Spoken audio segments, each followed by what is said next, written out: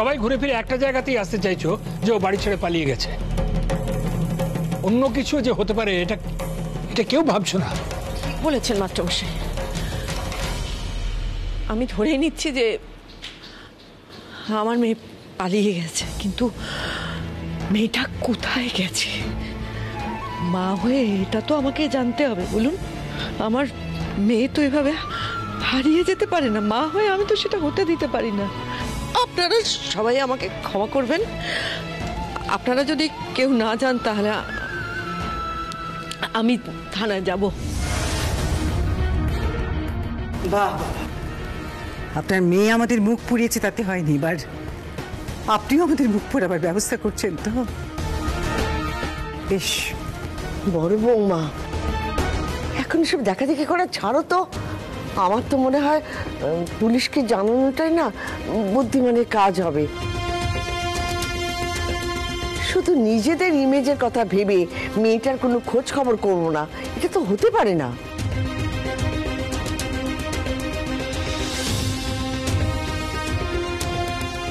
আমি থানায় যাচ্ছি। ছোটকা, আমি যাব তোমার সঙ্গে? না থাক, আমি একাই যাচ্ছি।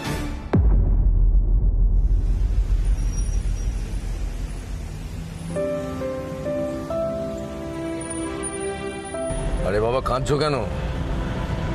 এতক্ষণ ধরে এত শক্তভাবে লড়াই করলে, এখন কাঁদছো কেন? এখন তো কোনো বিপদ নেই। ওখানে ওদের সাথে লড়াই করাটা অনেক সহজ, কিন্তু বাড়িতে অনুষ্ঠান আর আমাকে ওখানে দেখতে না পেয়ে কি যে হচ্ছে আমি জানি না।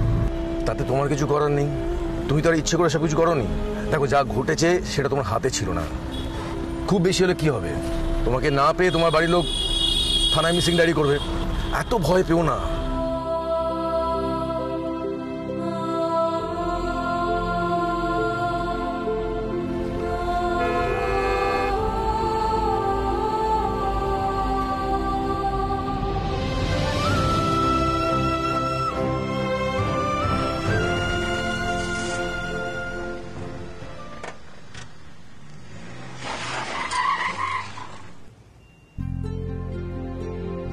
তুমি যাও, আমি এটা পার করে আসছি।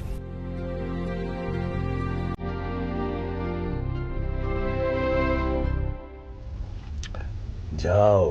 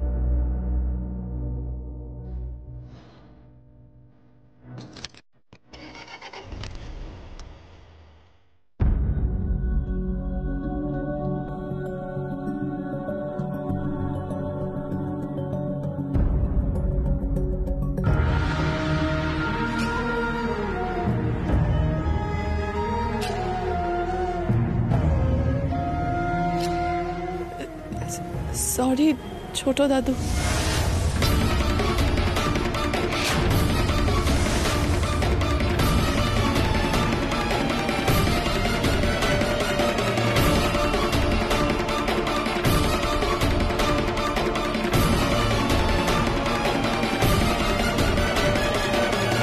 যাত চলে, এবার তো সবাই ধরা পড়ে যেতে পারে। নাথবা, তুই এসেছিস? নাথবা, তুই এসেছিস? দাঁড়াও বৌদি, কিছু বলবে তুমি? ছোট দাদু, আমি আসলে একটা কাজে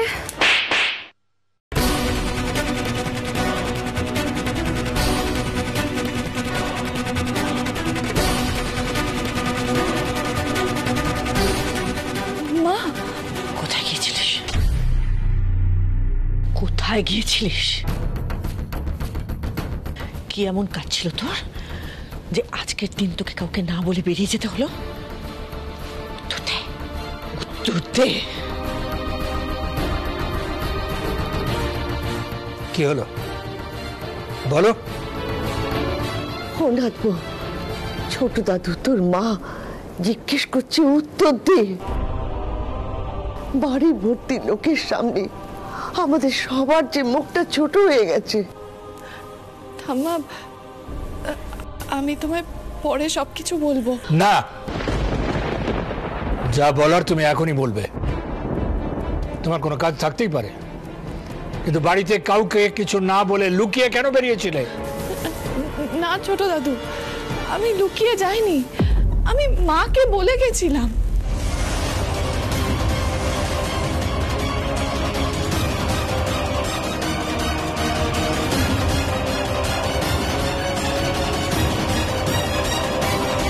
আমাকে আমাকে জানিয়ে গিয়েছিলে? হায় ঈশ্বর! শোনো শোনো শোনো শোনো, তোমরা সবাই ওর কথা শোনো। এই মেয়েটার জন্য আমি এতক্ষণ ধরে টেনশন করছিলাম, আর এই মেয়ে এসে কিনা বলছে যে উনিকে আমাকে বলে গিয়েছিল। এত বড় একটা মিথ্যে কথা বলতে পারছো তুমি আমার নামে?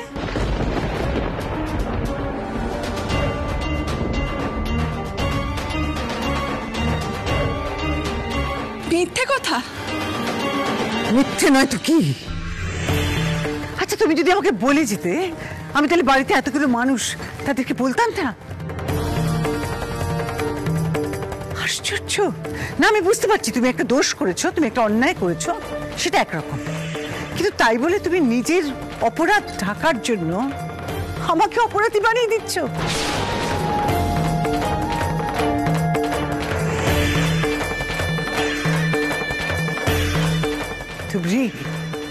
আমরা সবাই এতক্ষণ ধরে তোমার জন্য দুশ্চিন্তায় ছিলাম।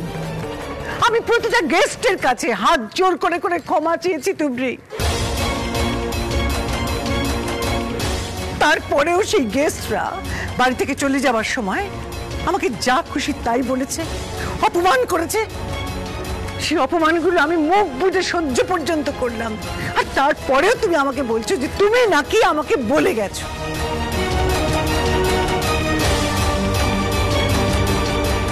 হে ভগবান!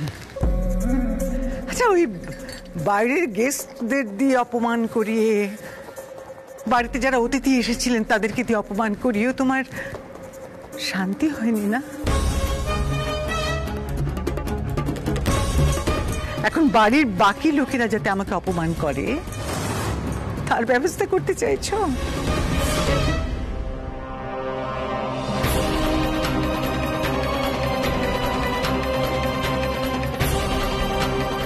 এত বড় একটা মিথ্যে, তুমি এত বড় একটা মিথ্যে তোমার মুখে আটকাচ্ছে না বলতে। আর সবচেয়ে বড় কথা, আমি যদি জানতাম তাহলে আজকের দিনে আমি তোমাকে বেরোতে দিতাম।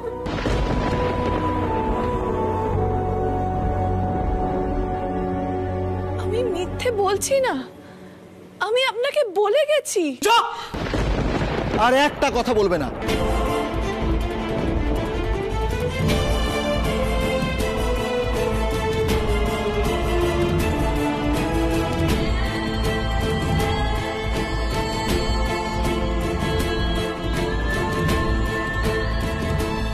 তার মানে ও বলতে চাইছে অর্জুন যে আমি মিথ্যে কথা বলছি, তাই তো?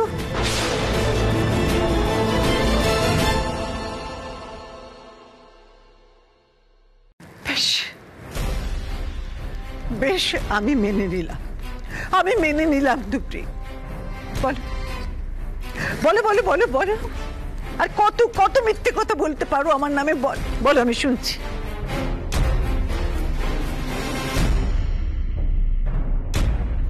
মা, মেজদি সত্যি কথা বলছে, মিথ্যে বলছে আর মেজদি। তাহলে তোর শাশুড়ি মিথ্যে কথা বলছে? এটাই হবে। কিন্তু কেন? উনি কেন মিথ্যে কথা বলবেন? আমি কিছু বুঝতে পারছি না। মা, তুমি কেন বুঝতে পারছো না? তুমি তো জানো না যে দিদির ওপর ওনার রাগ আছে। হ্যাঁ, আরে উনি তো দিদিকে সেই দিন অপমান করেছিল। বেশ, আমি না হয় তর্কের খাতিরে মেনেও নিলাম যে আমি আপনাকে বলে যাইনি, কিন্তু পিসিমণি, আমি তো তোমাকে সবটা বলেছিলাম। বলো আমায়?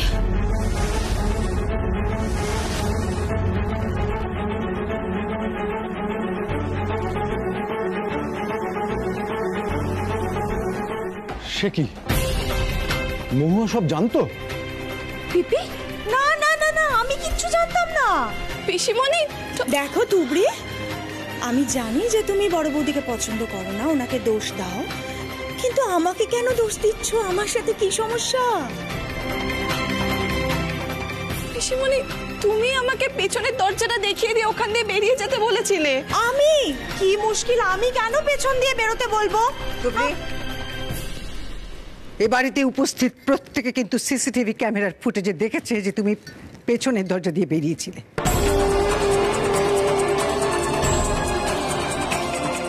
মহুয়া কথাটা যে বললো তুমি আমাকে পছন্দ করো না, আমাকে দোষ দাও, কথাটা তো সত্যি আমার ক্ষেত্রে খাটে। তাহলে তুমি আমার কাছে যদি অনুমতি নিতেই আসবে, তাহলে অনুমতি নিয়ে তুমি পেছনের দরজা দিয়ে বেরোলে কেন?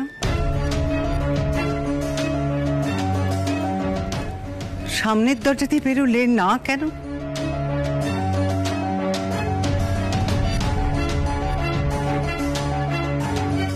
উত্তর দাও, কি হলো? তুমি উত্তর দাও। পিসিমণি আমাকে পিছনের দরজাটা দেখিয়ে দিয়েছিল।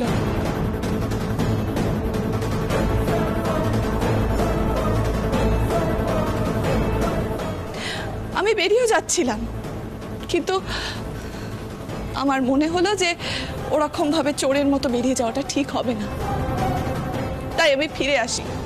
ফিরে এসে আপনার থেকে অনুমতি নিই। আপনি আমাকে অনুমতি দেনও। দেখো, এই বাড়িতে কোনো কিছু থেকেই কাউকে আটকানো হয় না, শুনলে তো? আমিও তোমাকে আটকাবো না, তবে হ্যাঁ, ঠিক সময় মতন ফিরে আসবে। তারপর তুবড়ি তুবড়ি তুবড়ি, দাঁড়াও, তুমি এদিকে কোথায় যাচ্ছ? পিসিমণি, আমি সামনে দিয়ে যাই, আমি তো মাঠ থেকে পারমিশন নিয়ে এসেছি। না না, সদর দরজা দিয়ে যেও না। আরে ড্রয়িং এ অনেক লোক বসে আছে তো, দেখো বেরোতে গেলে তো ওই নানা লোক নানা প্রশ্ন করবে, তাই না? তাছাড়া তোমার বেরোনো নিয়ে সবার মত নাও থাকতে পারে, তোমাকে আটকেও দিতে পারে। আর তাছাড়া তুমি তো সময় মতো ফিরেই আসছো, এত প্রশ্নের মুখে পড়ে কি হবে শুধু শুধু, তাই না? তুমি তার থেকে পেছনের দরজা দিয়ে যাও। আমার আর সত্যি কিছু বলার নেই।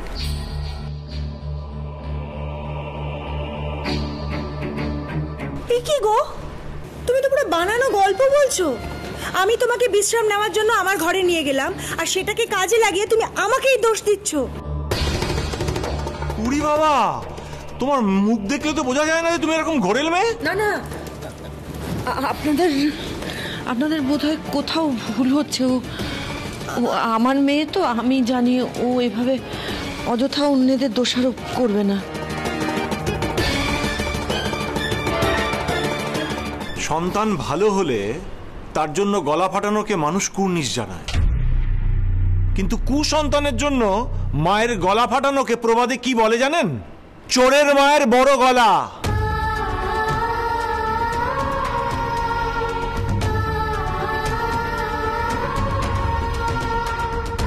তাই বলছি, মেয়েকে সাপোর্ট করে নিজের নাম খারাপ করবেন না। আমার মেয়ে ভুল করতে পারে, অন্যায় নয়। আমি ওর মা, আমি ওর সবটুকু জানি। ও, তার মানে তো আপনি এখন মনে হচ্ছে এটাও জানতেন যে আপনার মেয়ে কোথায় গেছিল? চুপ করো তোমরা সবাই। সরি ছোট কাকা, সরি। মহুয়াকে ভাবে সবাই অপরাধী সাব্যস্ত করছে, আর আমি স্বামী হিসেবে তো চুপ করে থাকতে পারি না, তাই না? দেখো, ঠিক আছে, তুমি চুপ করো। ছোট কাকা আছে তো আমাদের গাছে। ও জানিয়ে গেছিল কি না জানিয়ে গিয়েছিল সেটা পরে বিচার করা যাবে। আগে বলো তো, তুমি কোথায় গিয়েছিলে, কেনই বা গিয়েছিলে? একটা পরীক্ষা দিতে গেছিলাম। পরীক্ষা? পরীক্ষা? বিশ্বাস আসছে না, তোমাকে বিশ্বাস করা যাচ্ছে না তুবড়ি। আচ্ছা তুমি যদি পরীক্ষা দিতে যাও, কি প্রমাণ আছে যে তুমি পরীক্ষা দিতে গিয়েছিলে? আমি প্রমাণ।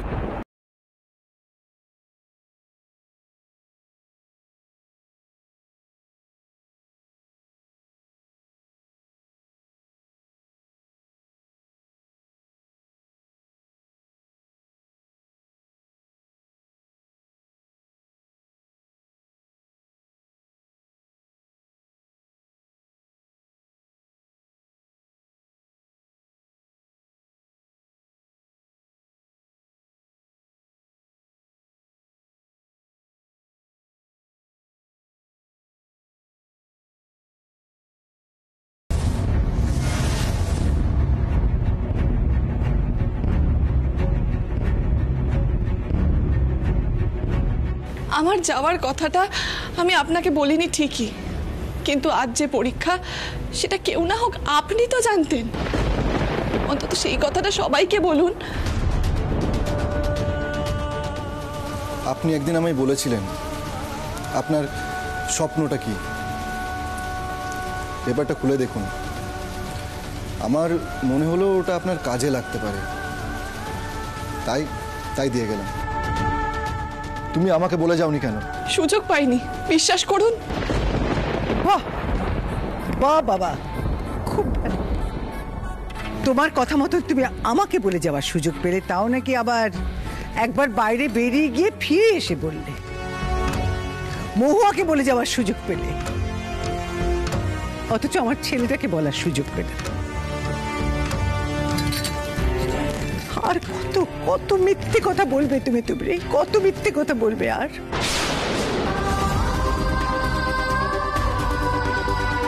অর্জুন, তোমাকে আমার একটা কথা বলার আছে।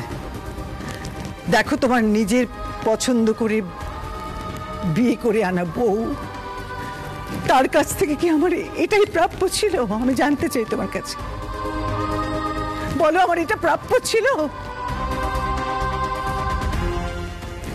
মা মেয়ে দুদিক থেকে যেন আমাকে অপরাধী বানাচ্ছে। আমি আর ভালো লাগছে না আমার, আমি পারছি না। অর্জুন, তুমি আমাকে মুক্তি দাও। তোমাকে আমি অনেক করে বুঝিয়েছি তুবড়ি, তুমি অবুঝ নাও যে আমার কথার মানে তুমি বুঝতে পারোনি। অন্যায় তুমি নিজে করেছো, আর এখন তুমি আমার সামনে দাঁড়িয়ে আমার মাকে তুমি কাঠগড়ায় দাঁড় করাচ্ছ। তোমার সাহস তো কম নয়। আর এসবের পরেও তুমি কি করে ভাবলে আমি তোমাকে মেনে নেব?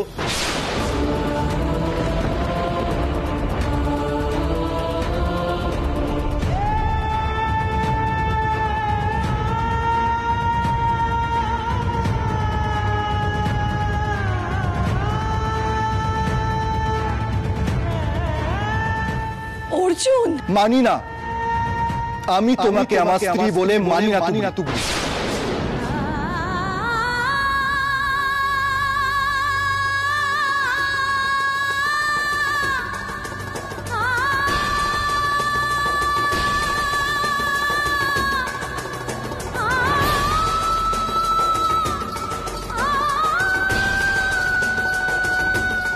কি বললেন আপনি?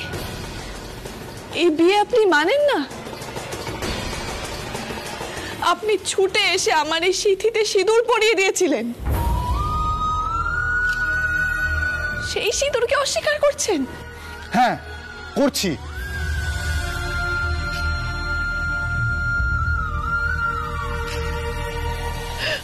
বাবা, বাবা তুমি এই কথা বলো না বাবা। আপনি আমাকে ক্ষমা করবেন না। আমার মেয়ের জীবনটাকে তুমি এভাবে শেষ করে দিও না বাবা। আমি তোমার কাছে না, আমার জন্য তুমি কারোর পায়ে পড়বে না।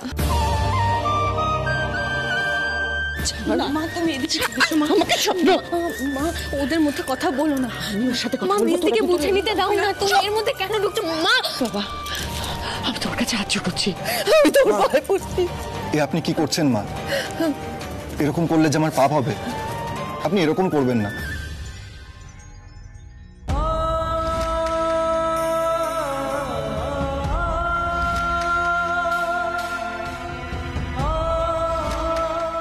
দেখো তুবড়ি, দেখো সংস্কার কাকে বলে। দেখো আর কিছু শেখো। তুমি অর্জুনের মাকে মিথ্যে অপবাদ দিচ্ছ, মিথ্যেবাদী বলছো, আর অর্জুন তোমার মাকে মা ডেকে সম্মান দিচ্ছে।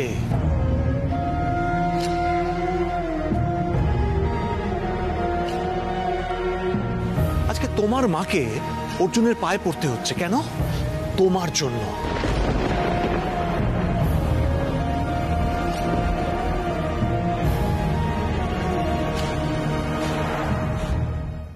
অর্জুনও তো এটাই চেয়েছিল তুবড়ি, যাতে তুমি তার মাকে সম্মান করো।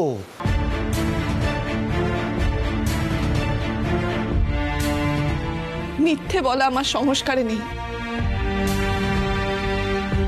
আমি এখনো বলছি, আমি যেটা বলছি সত্যি বলছি। আমি ওনার থেকে অনুমতি নিয়ে গেছিলাম, উনি জানতেন আমি পরীক্ষা দিতে যাচ্ছি।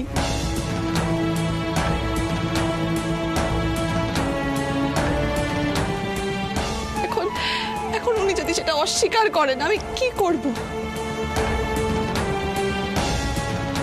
আর উনিও আমাকে বিশ্বাস করছেন না।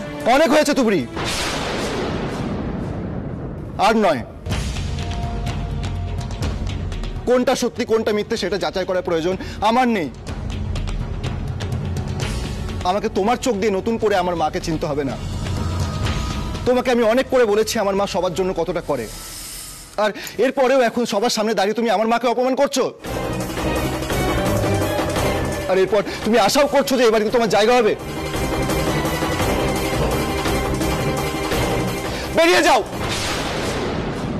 এই বাড়ি থেকে, তুমি এক্ষুনি বেরিয়ে যাও।